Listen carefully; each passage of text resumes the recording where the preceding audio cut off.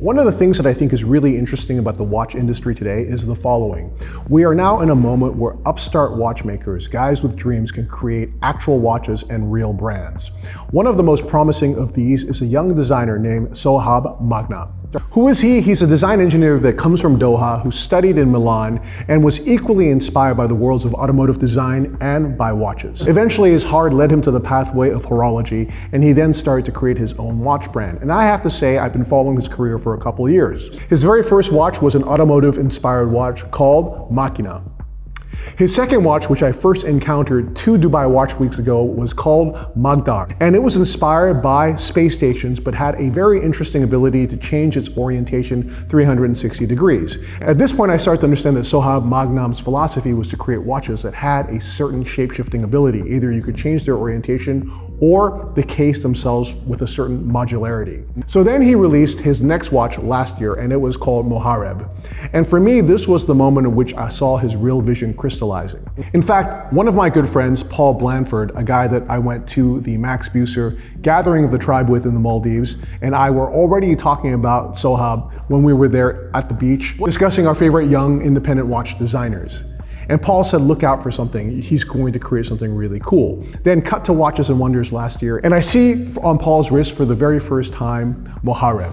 And I immediately love this watch. I love it when an artist is able to express himself so you can immediately understand his unique voice. And for me, that's what Mohareb was. Okay, so what is Mohareb? It is, simply speaking, a wandering hour and jumping retrograde minute indicator. But what's really remarkable about this watch is the following. It's only 8.6 mm in terms of thickness. And I know there's a lot of people out there that make really cool, futuristic, avant-gardist watches that have these kind of creative expressions of time. But I really respect the fact that Sohaib wanted to make something that was really elegant. And that's what that watch is to me. I fell so in love with this watch, I wanted to track him down, and then I started to learn some really interesting things. So for example, it uses a Solida-based caliber, but in order to achieve the 8.6 mm in terms of thickness, Sohaib had to work on creating the wandering hour and jumping retrograde minutes module himself. On top of that, because he wanted to keep the case as thin as possible, he eventually had to seek out the help of a supplier not from watches, but from a medical and dental supply company to create the top plate of his case. That's how incredibly thin it is. So I love that, and I love the fact that you have something that is really futuristic, really avant-gardist, but has incredible integrity, is something that's elegant on the wrist. So studying the watch, there's 2 very interesting things going on for me. One is it feels very futuristic, but at the same time, it feels really ancient. And we decided to play up on this whole idea of it being super ancient, so much so that the watches looked like they were relics buried either in the desert or in the ocean floor, and they were dug up. And as a result, we decided to create this visual language, an ancient runic or hieroglyphic type language that would be engraved on the case. But I already explained to you that the case is incredibly thin, so first we had to find a laser engraver that was willing to undertake this for us.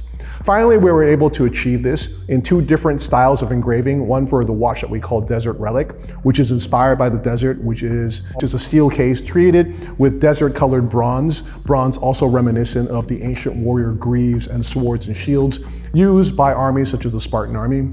And also something that was blue that really looked like it could have been buried in the ocean and dug up 100 years afterwards. So I want to show you these 2 watches. The first one is the Sohaib Maghnam Mohareb times Revolution Desert Relic. And what you're going to see immediately is something that has such an interesting dynamic contrast. When viewed from the front, it has such a strong muscular presence to it.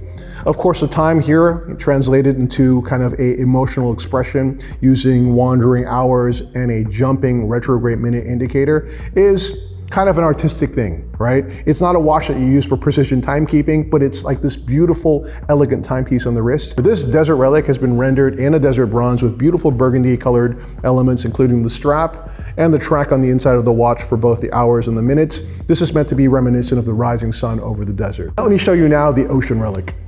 This is the Ocean Relic. As you can see, it's been rendered in blue with this incredible silver white like contrast color to it that's reminiscent of the moon as reflected on the ocean surface. You have the jumping hour and retrograde minute indicator, and if you look closely at this watch, you'll see that the engraving on the case is completely different. Again, you get this amazing dynamic contrast where looking at the watch is so impactful, and then when you turn it on the side, it almost disappears because it's so slim and elegant. So there you have it. You've got these incredible Maghnam watches, Mohareb, Desert Relic, and Ocean Relic. Watches that have a really cool avant-garde expression of time are the crystallization of an original and important new voice in watch design, that of Sohaib Maghnam, and also are truly elegant watches on the wrist. Thanks for tuning in.